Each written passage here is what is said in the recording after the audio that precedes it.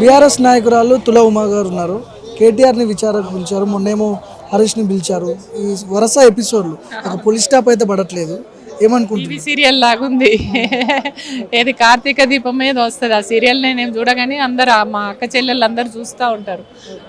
అదే ఆ TV serial episode లాగుంది. ఇవాళ మొన్న హరీష్ రావు గారిని పిలవడం, ఇవాళ కేటీఆర్ గారిని పిలవడం, రేపు ఇంకెవరిని పిలుస్తారు అంటే రేవంత్ రెడ్డి ఒక డైవర్షన్ పాలిటిక్స్ చేస్తున్నారు. అంటే తెలంగాణలో బీఆర్ఎస్ పార్టీ ఒక బలమైనటువంటి పార్టీ, ఎప్పటికప్పుడు ప్రజా సమస్యల్ని ఏలెత్తి చూపిస్తున్నటువంటి పార్టీ. కాబట్టి మొన్న బొగ్గు బావిళ్ళల్లో బొగ్గులో జరిగిన కుంభకోణాన్ని అంతా బయటపెట్టిండు హరీష్ రావు గారు. కాబట్టి రాత్రి ఏం చేసిండు, అది ప్రజల్ని ఏడ నమ్ముతారో ప్రజల్ని నుంచి డైవర్ట్ చేయాలని అనుకుంటే మళ్ళా హరీష్ రావు గారికి నోటీసులు ఇవ్వాలి, విచారణ చేయాలనే పేరుతోటి మొన్న పిలిచిండ్రు, ప్రొద్దున పిలిచి రాత్రి దాకా కూర్చోబెట్టిరు. ఇవల్ల కేటీఆర్ని కూడా అదే కదా, మున్సిపల్ ఎన్నికలు వస్తున్నాయి. ఈ మున్సిపల్ ఎన్నికలలో ఖచ్చితంగా రేపు మళ్ళా బీఆర్ఎస్ పార్టీ జెండా ఎగిరేస్తుంది. బలమైనటువంటి పార్టీ, ప్రజల గుండెలలో ఉన్నది. కాబట్టి ఈ పార్టీని వీక్ చేయాలి, ఈ క్యాడర్ని గందరగోళపరచాలనే కుట్రలో భాగంగా వర్కింగ్ ప్రెసిడెంట్ను కూడా విచారణకు నోటీసులు ఇచ్చి విచారణకు పిలిచారు. కాబట్టి ఇవాళ పోయిండ్రు కదా, ఇప్పుడు కూర్చోబెడతారు. గట్టని అడిగినదే 10 సార్లు అడుగుతారు. అక్కడ ఏమి పస్స ఉండదు, మళ్ళీ పంపిస్తారు. హరీష్ విచారణ వేరు, కేటీఆర్ విచారణ వేరు. చాలా పకడ్బందీగా వాళ్ళు ప్లాన్ చేసి విచారణకు పిలిచినట్టు అనిపిస్తుంది. అంటే ఏ రకంగా విచారణకు పిలిచినా, ఒకవేళ కేటీఆర్ని అరెస్ట్ చేసినా, చేసినా మేము భయపడే ప్రసక్తే లేదు.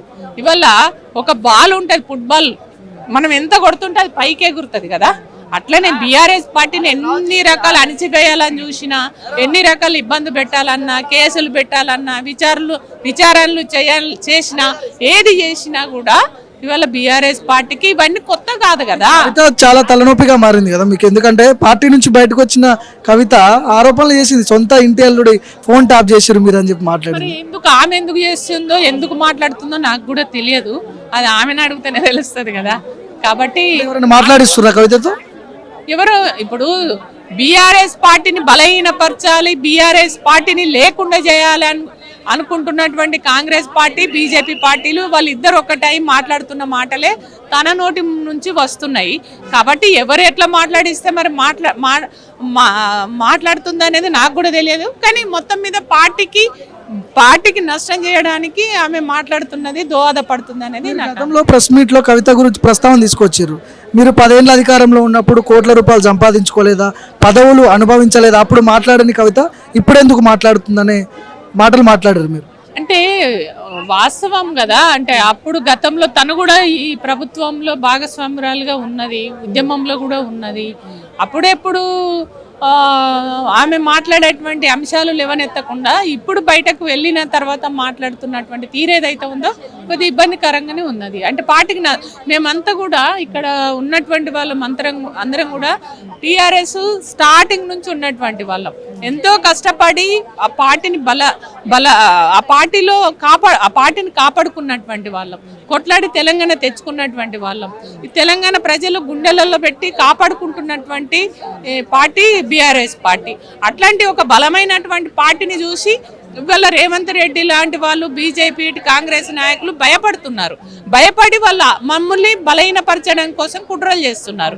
మరి అదే వాళ్ళకు తోడు తిని కూడా ఒక అన్ని తెలిసినటువంటి వ్యక్తిని బలహీనపరిచే మాటలు మాట్లాడుతుంది. కాబట్టి మేము అందరం బాధపడి మేము కూడా మాట్లాడవలసి వచ్చింది. టోటల్ ఎపిసోడ్ గురించి ఏం చెప్తారు? అరెస్ట్ అయ్యే అవకాశాలు కనిపిస్తున్నాయి?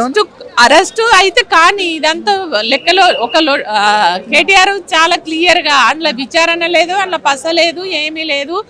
నువ్వు విచారణ చేసుకో, నువ్వు అరెస్ట్ చేసుకో, ఏది చేసుకున్నా కూడా నిరూపణ కావాలి కదా, ఆధారాలు ఉండాలి కదా. ఆధారాలతో సహా బయట పెట్టు, ఏది ఉన్నా కూడా మేము వెనకడికి వేసేది లేదు. మేము ధైర్యంగా ముందుకు వస్తాం. మమ్మల్ని ఈ అరెస్టులు, కేసులు ఇవన్నీ ఏం చేయలేవు అనేది. ప్రతిపక్షాలు ఒకవేళ ఆరోపణలు చేసినాడంటే అదొక లెక్క, కానీ సొంత పార్టీ నుంచి బయటకు వచ్చిన చేసిందంటే కొంత ఆలోచించాల్సిన విషయం కదా. ఏం లేదు అక్కడ ఆలోచించడానికి ఏముంది, తన ప్రయోజనాలు ఏమున్నాయో, తను ఎందుకు ఆ ఉద్దేశంతో మాట్లాడుతున్నారో తెలియదు. కాబట్టి ఎవరేం మాట్లాడినా బీఆర్ఎస్ పార్టీకి బీఆర్ఎస్ నాయకుల పైన ఆరోపణలు చేయడము అని అంటే తెలంగాణ ప్రజల్ని తప్పుపట్టినట్టే. తెలంగాణ ప్రజల కోసం పుట్టినటువంటి పార్టీ కాబట్టి ఎవరెన్ని మాటలు చెప్పినా, ఎన్ని తప్పుడు కూతలు తప్పుడు ప్రచారాలు చేసినా తెలంగాణ ప్రజలు మాత్రం నమ్మే ప్రసక్తే లేదు. కవిత గురించి కొంచెం పక్కన పెడదాం. ఫోన్ ట్యాపింగ్ విషయంలో సెలబ్రిటీల ఫోన్లు, జడ్జిల ఫోన్లు, జర్నలిస్టుల ఫోన్లు, ప్రతిపక్ష నాయకుల ఫోన్లు ట్యాప్ జరిగినాయి అని చెప్పి చాలామంది స్టేట్మెంట్ రికార్డ్ చేసింది సిట్. సో వాళ్ళ ఆధారంగానే ఈరోజు కేటీఆర్ని కావచ్చు, హరీష్ రావు గారిని కావచ్చు సిట్ విచారణకు పిలిచారు. ఎట్లా చూడాలి? ఒకటి రేవంత్ రెడ్డి ఆ సీట్లో కూర్చున్నప్పటి నుంచి ఫోన్ ట్యాపింగ్ అనేది ఓ దుకాణం పెట్టుకున్నాడు. అప్పటి నుంచి ఇప్పటిదాకా పిలుస్తూనే ఉన్నారు, మాట్లాడుతూనే ఉన్నారు. ఎక్కడ కూడా నిరూపణ అయింది లేదు, ఆధారాలతో సహా బయట పెట్టింది లేదు. సినిమా యాక్టర్లు అంటాడు, ట్యాపింగ్ అంటాడు. సినిమా యాక్టర్లది ఏమన్నా రికార్డ్ చేసింది ఆయననా? బ్లాక్మెయిల్ చేసిరు అని చెప్పంటారు. ఎవరు బ్లాక్మెయిల్ చేయాలి, కావాలని తప్పుడు ప్రచారాలు చేసి ఇవాళ కేటీఆర్ గారు ఒక బలమైన గొంతు, ప్రశ్నించే గొంతుక కాబట్టి ఆయనను బదనం చేయాలి, ఏదో ఒక రకంగా బలహీనపరచాలని కుట్రలో భాగమే తప్ప తప్పుడు ప్రచారాలు చేయడమే తప్ప పార్టీని బదనం చేయాలని చూసుడే తప్ప ఇంకొకటి కాదనేది చాలా క్లియర్గా మనకు అర్థమవుతుంది.